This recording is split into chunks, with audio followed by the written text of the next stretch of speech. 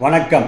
உங்களுக்கு தெரியுமா, ஜூன் 30ஆம் தேதி, அதாவது இந்த மாதம் கடைசியிலிருந்து நாம் ஜிபே அனுப்பக்கூடிய பணம், யூபிஐ பண பரிவர்த்தனை சில மாற்றங்கள் ஏற்படுத்தப்பட்டுள்ளது.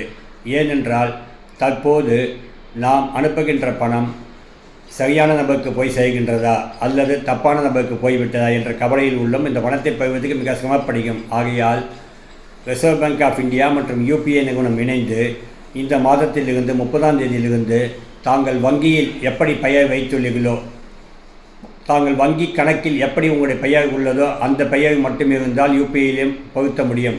உதாரணத்துக்கு ஜிபே, ஃபோன்பே மூலமாக சில பேர் தங்களுடைய இஷ்ட பெயர்களை வைத்து கொள்ளுவார்கள். குடும்பத்தை அழைக்கக்கூடிய பெயர், நண்பர்கள் அழைக்கக்கூடிய பெயர் அல்லது தன்னுடைய குழந்தை, தன்னுடைய அன்பானவருடைய பெயரை வைத்துக் கொள்ளுவார்கள். இனிமேல் அப்படி வைத்துக்கொள்ள முடியாது. வங்கியில் இணைக்கப்பட்ட, ஆதார் மூலம் இணைக்கப்பட்ட பெயரை மட்டுமே யூபிஐ பரிவர்த்தனை செய்ய முடியும். இதன் மூலம் பல ஃப்ராடுகளை தவிர்க்க முடியும், பல மோசடிகளை தவிர்க்க முடியும் என்பது நம்பிக்கை.